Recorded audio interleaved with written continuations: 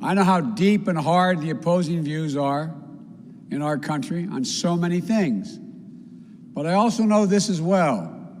To make progress, we have to stop treating our opponents as enemies. We are not enemies.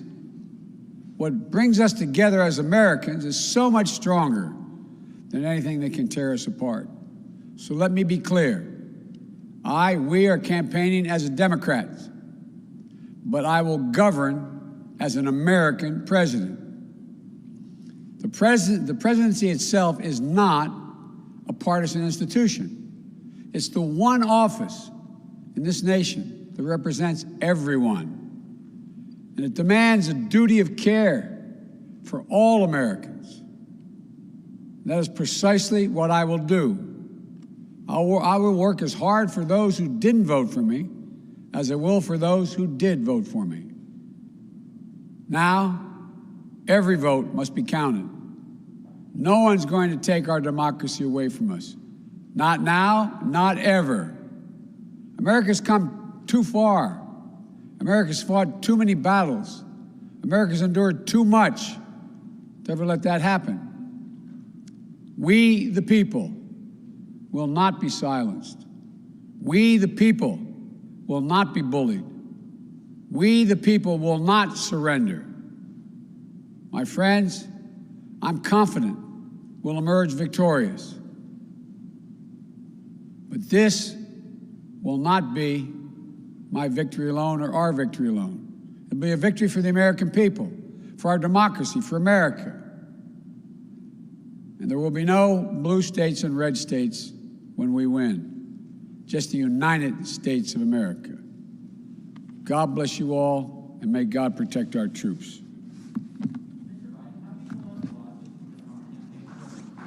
Thank you.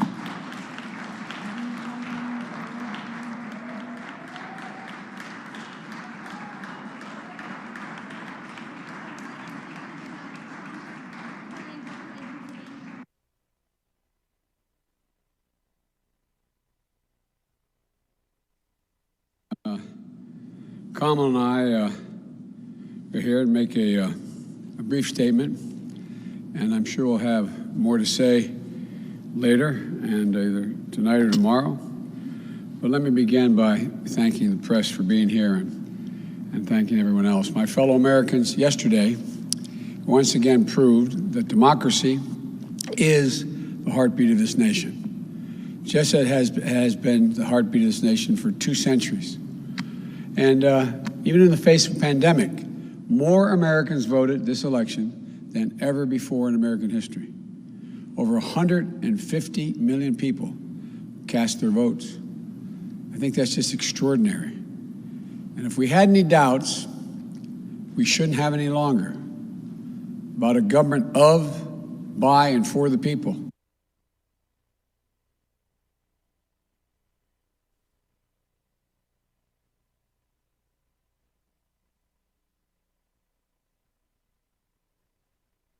The people. And it's their will that determines who will be the President of the United States, and their will alone. And now, after a long night of counting, it's clear that we're winning enough states to reach 270 electoral votes needed to win the presidency. I'm not here to declare that we've won, but I am here to report when the count is finished, we believe we will be the winners.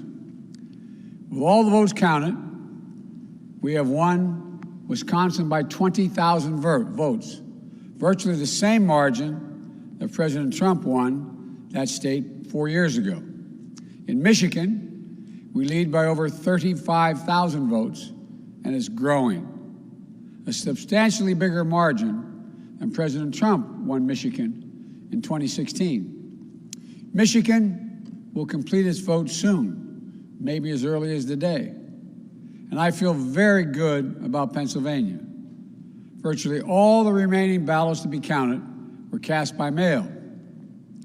And we've been winning 78% of the votes by mail in Pennsylvania. We've flipped Arizona and the 2nd District of Nebraska. Of special significance to me is that we've won with the majority of the American people. And every indication is that the majority will grow. We have a popular vote lead of nearly 3 million votes, and every indication is that will grow as well. Indeed, Senator Harris and I are on track to win more votes than any ticket in the history of this country that ever won the presidency and vice presidency. Over 70 million votes.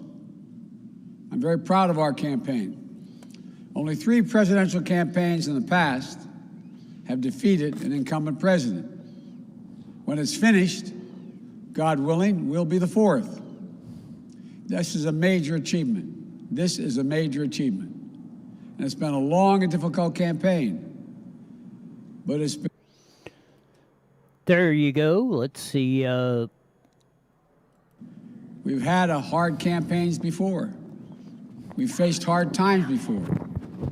So once this election is finalized and behind us, it'll be time for us to do what we've always done as Americans, to put the harsh rhetoric of the campaign behind us, to lower the temperature, to see each other again, to listen to one another, to hear each other again, and respect and care for one another, to unite, to heal, to come together as a nation. I know this won't be easy. I'm not naive. Neither of us are.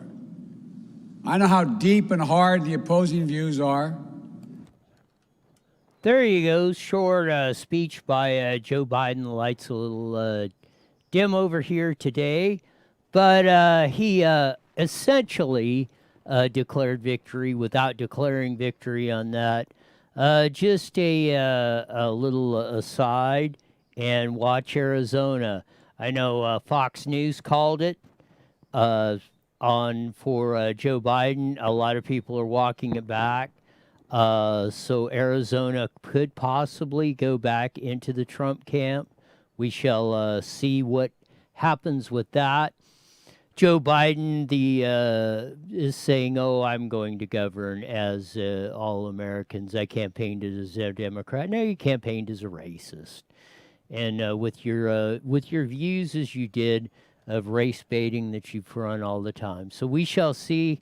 The race is fluid. It still looks like at this point. And not to say that Biden will not win. The trends are, he's got an easier path as it sits right now than Trump, but is far from over, especially as the 500,000 votes outstanding in Arizona come in, what the update on Nevada comes in.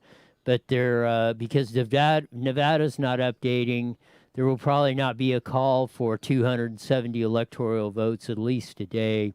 As soon as that could possibly happen would be tomorrow, and that's if Arizona's still if you're including Arizona, which has been iffy, and some are either not declaring it or walking back the Arizona in the Biden camp. So we shall see. We'll be back live at 5 on IE Newswire, starting on Twitch, Facebook, and YouTube, and 5:30 on the Mighty Met KMET, as we do broadcasting all over the Inland Empire.